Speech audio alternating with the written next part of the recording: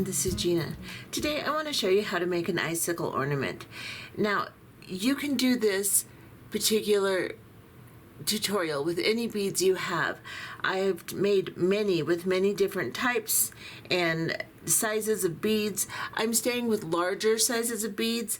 I've gone all the way up to a 14 millimeter on this one, and you can use all the way down to a 6 millimeter bicone on the bottom of this one. You can use whatever you would like. So I'm using basically 12 millimeter and around that size to make my ornaments. So you can just get out whatever extra beads you have that are larger pieces of crystal, any shape. I used some rhombus shape here. I used large bicones and drops. This one's a teardrop shape. I used a lot of glass pearls in this because I have a bunch of big 12 and 14 millimeter glass pearls. You can get those anywhere, and most of us have some in our stash. This is drops and pearls, and this one I did with the flower beads that were in the treasure bag. These are like 8 by 10 cone flower beads. You could just use a large cone bead cap for this also, and this is the one I will show you how to make today, but I'm using the same amount of wire and I'm using the same process for every single one of these. This one I put the little Star of David charm that was in the treasure bag on it, so you can do this however you would like. So I'm going to go ahead and get everything sorted, and I'm going to show you how to make one of these. Okay, for this particular pattern, I'm going to be using 5 12 millimeter glass pearls. And then I'm going to use one large drop crystal, or this is actually a bicone. I think it's the twist facet bicone. And then I'm going to, and it's like 10, let's see, it's 13 by 9 millimeters, I believe. And then I'm going to be using 11 of these little flower beads, and they are cone flowers, and they're about 8 by 10, something like that, something close to that. Just as long as you have a fairly large size, it'll work just fine. You can use any bead cap that will fit over your 12 millimeter bead just fine, or you don't have to use any of these things. Like I said, it works with a whole bunch of different types of beads. And then we're going to be using some of these little 3 millimeter round spacer beads. You can use an 8/0 seed bead. You can use whatever you have, a little tiny crystal, whatever you'd like to space your beads apart. And with some of these designs, you don't have to space them apart at all if you don't want to. Like with this one, I didn't put anything in between. I did use some bead caps over the pearls, but I didn't put anything between the beads. So you can do that also. With this one, same design, same basic beads, but I did put a spacer bead in between each one. So you can do this any way you would like. So I have got 2 feet of 20 gauge wire, and this is just beadsmith or artistic type wire, and I have 2 feet of that. And then 18 gauge I cut 4 inches to make my hook with to hang it on the tree. And then I have a jump ring to put my drop on the very end on. And that's what we're going to be using. So we're going to start by picking up our wire. Make sure there's no kinks in your wire. It doesn't have to be straightened out in a straight line, but there needs to be no kinks in it whatsoever. So run it through your fingers or use your nylon nose pliers if you need to, and make sure that you do not have kinks in your wire. And then you're going to go about 1.5 inches down on your wire, and you're going to bend a right angle like this. Then you're going to grab your round nose pliers and place it right in that bend. So I've got the bend of the wire on top, the excess wire behind, and then I'm just going to hold this to where my pliers are vertical, and I'm going to bend this excess wire over the top of my plier as far as I can, and then to bring it the rest of the way, I'm going to turn my pliers parallel and draw this wire underneath my plier with my other hand, like this. So now I have a loop. And then I'm going to hold onto the loop with my flat nose pliers, and I'm going to switch hands, actually. So I'm going to hold onto it with this hand. And then I'm just going to bring this wire, the excess piece of wire, the same angle as my pliers. So I want it to be parallel to my pliers. And then I'm going to grab a pair of flat nose or chain pliers, whatever, and I'm going to start turning the excess wire around the long length of wire. And I'm going to turn about 3 full turns.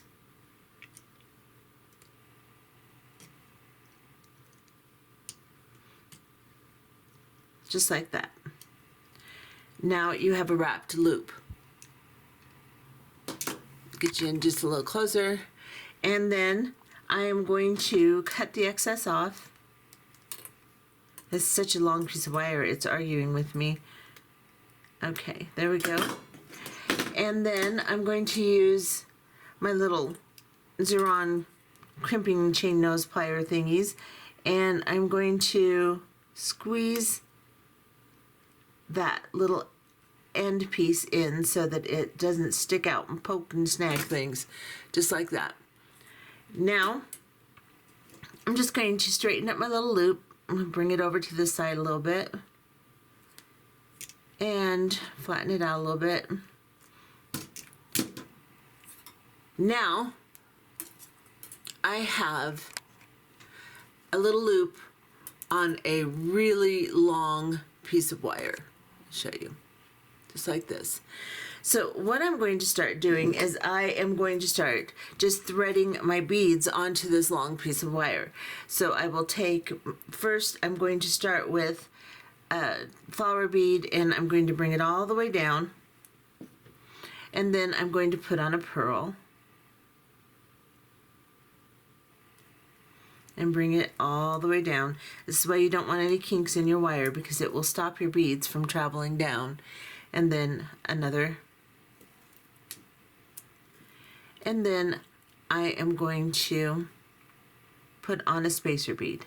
Now I'm going to repeat this process until I have used all 5 of my 12mm round beads with 10 of my flower beads on either side. You're going to reserve 1.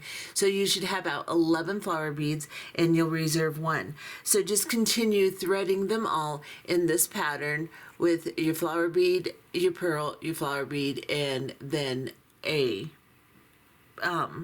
spacer bead.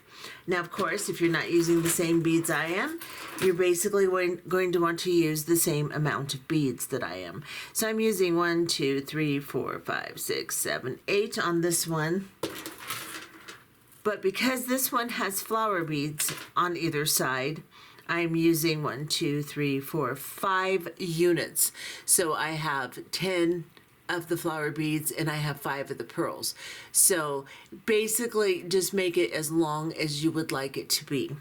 So continue threading whatever beads you have onto your wire, using spacers or not, and we'll be back. Okay, so this is what I have. I've made my 5 units. So I'm calling a flower bead, pearl, flower bead a complete unit. I've put spacer beads in between, and then I ended on a spacer bead here. Now if you're making something with beads that do not have the flowers on either side, you'll have about 8 beads. 1, 2, 3, 4, 5, 6, 7, 8. About 8. I also put 2 little 6mm bicones down here to thin it down even more. So somewhere around there. These are measuring to be, without the drop, they're measuring to be about 5 inches long. So if you want to make them basically this size, just put beads on till they're about 5 inches long, whatever pattern you'd like, whatever beads you'd like. Now, I have this pattern on mine, and I'm going to grab my round nose pliers right underneath this last spacer bead. Make sure all your beads are together, because they like to spread out, and then when you make your loop it will be really far down. So make sure they're together, and then put your plier on, and then bend the wire over your plier like this. Then move your plier vertically into that bend, and then bring the excess wire over the top. Now, as you bring it over the top, turn your wrist and then drag the excess wire underneath the plier to create a loop like this. Now mine's one-sided, so I'll put it back in and move that loop over so now it's centered. Then I am going to grab a pair of flat nose pliers and I'm just going to hold onto this loop. Now I have a little bit of space here between the spacer bead and my loop. So what I'm going to do, you can see that little bit of space, I'm going to start turning my wire, and I'm just going to do it with my hands, and I'm going to turn a full turn on that to take up any of that space. Now I'm going to back off so you can actually see what I'm doing. I'm going to start turning my wire. I'm going to put down my pliers now and just start turning my wire, bring it around the bead, then I'm going to go full turn around the spacer bead, then up to the next bead. There's a kink in my wire. No! Okay, go up to the next and then do a full turn around the kinker bead. Yes, the spacer bead. Oh my Lord, I don't know what's going on with me. I can't even say oh my Lord. All right, so I'm going to straighten out my wire because as I do this I'm bending it, and then I'm going to go up around this bead, and then I'm going to take a full turn and then go up around this bead, take a full turn, go up around this bead, and then I'm just going to start turning it around the original coil I made on my first loop I made, just like that. So now that I have that, I'm going to cut this piece of wire flush and then tuck it in. And then I can just take my piece and straighten it out. Just like that. And now I have my little wrap. Okay, now that you have that, and you can wrap it really consistently so each one looks exactly the same, but I don't really mind if it's not exactly the same. I think it looks pretty nice like that, so I'm good with it. Now I'm going to take this loop and I'm going to turn it the same direction as the upper one, so I'm just going to give it a little crank just to make sure they're both the same way. Yeah, that looks better. Straighten them out a little bit. And then the wire that was left over, I have this leftover piece of wire. I'm going to grab it and I'm going to straighten it out a little bit since I messed it all up. It doesn't have to be perfectly straight, just no kinks. And I'm going to use this leftover piece of wire to make a little dangle. So what I'm going to do is I'm going to use this as a bead cap on the top here, and I'm going to make a little coil on the bottom here just to hold this. This way it will match the wire and the rest of the things, because sometimes you use a head pin. You can do this with a head pin, but sometimes you use it and the wire doesn't match the color or the consistency of the head pin. So what I'm going to do is I'm just going to flush cut this first. Use the flat side of your pliers and flush cut that. And then I'm going to just make a tiny little loop at the end. So I'm going to go towards the very front of my pliers, turn as far as I can, take my plier out, turn it over, and then turn some more. And I don't care if it's to one side. That's okay, because it kind of aids to a little decorative look instead of just looking like a loop for a head pin on the bottom. So I'm going to leave it to one side. And then looking at my other to see if I put, nope, I didn't put anything on the bottom. So I'm just going to put my piece of crystal on.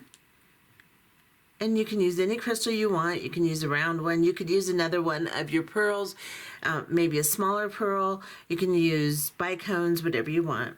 And I'm going to slide my bead cap back over. And so, like you can see on this one, I did the exact same process, but I used a drop bead. So you can do the exact same thing with any bead you have. Now, I'm going to go to the top here and hold this right on the top of my bead. just like this.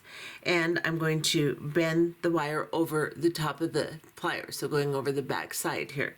Then I'm going to turn my pliers so that they are now vertical, and then I'm going to bring the excess wire over the top. As I do that, I'm going to turn my wrist and draw the excess wire over the bottom. So I'm turning my pliers parallel now instead of being held vertically. And now I have a loop. Now my loop is a little too one-sided, so I'm going to go in on this back side and just bring it over so that it's centered like that.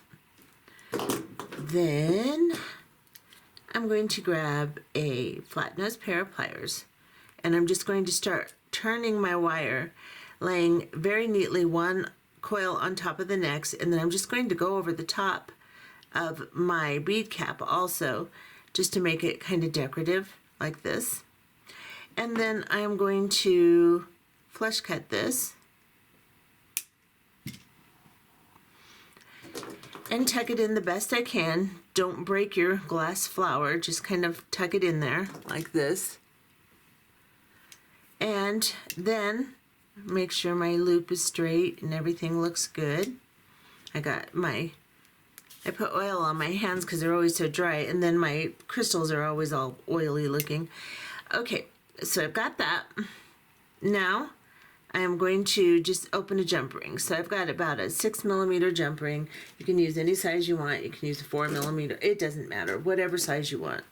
And then I'm going to open it just by cranking it open with 2 pliers, and then I'm going to place the dangle on the jump ring and then place my icicle on the jump ring, and then I am going to close the jump ring.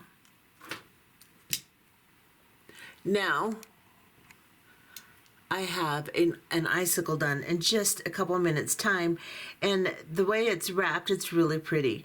The way you go around it once, it kind of spreads over those spacer beads, and it just turns out really, really pretty. And again, like I said, you can do that with anything. Here's one that I think turned out really pretty too. I did a lot of red because my Christmas tree is red and gold. So I'm doing some of these for my Christmas tree. So I've made quite a few, and I intend to make more. I'm just going to find whatever shape of beads I can find. This one's all crystal. I didn't use any pearls. I just used all crystal. This one I used a 14mm, and a 12mm, and then I went into drops. So you can do it however you want. This blue one I made has the Star of David charm on it, and instead of making a drop, I just put a charm on it, so you can put any charms you want on them. Now that we have done that, let's make ourselves a hook to put it on the tree with. So I want, let's see, my round nose pliers. I've got about a 4-inch piece of 18 gauge wire, and about a quarter of an inch down, I'm just going to bend this over. And this is going to be a rather large loop, so I'm just going to go towards the end here. That's probably more of a 1/2 inch. Let me see what I did here. Yeah, this is a 1/2 inch here. So I'm going to make a rather large loop. Every hook I make is different than the last one. It never turns out the same. So I'm going to just bend it as far as I can, and then I'm going to put my plier back in, and after I turn the plier over, and I'm just going to finish rolling it. Now I've got a loop just like this. Then I'm going to go about, I don't know, a 1/2 inch up right here. And I am going to, because we want to make sure when we're doing this that our loop will be vertical this way so that we can attach it to the ornament. So I want to hold it like this and then bend this straight up, just like that. So I have this. So when I make my loop, well, I'll show you when I make my loop. Now, what I'm going to do is I'm going to grab my round nose pliers, and at the very end, I'm going to make a little loop. So I intend to roll this away from me, so I'm going to roll this part towards me. I'm going to flush cut it first, And then I'm going to take my plier, and at the very tip, I'm just going to roll towards me a little tiny loop like this. So this is what you got. You should have an L with a loop that comes in. If you're looking at it on the right side, you should have a loop that comes in, and then you should have a loop that's full on the bottom here. Then you're just going to grab anything round that's big enough for your wire. So I'm going to try, you can use baling pliers, you can use lots of things, but most people don't have those on hand, so I'm just going to grab this zapper and I'm just going to roll this around it. And it's not going to be perfect at this moment. It's just like this. And then I can take this and move my loop back a little bit like that. And then I can bring my front of my loop in. Now, if I distort it, I can go back in, put it back on my whatever round thing you're using. And this is just a thread zapper. It's just the right size for a nice loop. And just shape it the way you want it. However you want to shape it. Just shape it like that. And then I'm going to tap this a little bit just to work harden it and keep it from being really flexible so it holds its shape. So I'm going to get my bench block here, and I'm going to take my hammer and I'm just going to gently hammer. Now you can use one of these rubber hammers like this too, so that it doesn't actually mar your wire, but I kind of like to flatten mine. Even though it's not, it's a coated wire, and sometimes you can see the copper come through or whatever if you do this. I have had pretty good success with this particular wire, and it's an ornament, so I don't really care. Just as long as it's nice and stiff and looks good, that's all I really care about. So I'm going to do that. Get rid of that. And then I'm going to open this loop just like you would a jump ring, put my ornament on it, and then I am going to close that. Now, what I was talking about, when you're making your loop, you want to make sure that you're making your loop and your big hook part the same direction. So you don't want to make a sideways loop on the bottom and then turn your wire and have your loop the opposite direction. It has to be the same direction. So when you lay this down, your loop on the bottom and your hoop on the top are flat, if that makes sense. It's hard to explain, but it needs to be that way so that when you pick it up, you can hang it over something. But anyway, we have a hook now, we have an ornament, and I'll show you the others I made. And you can, like I said, make them any way with anything.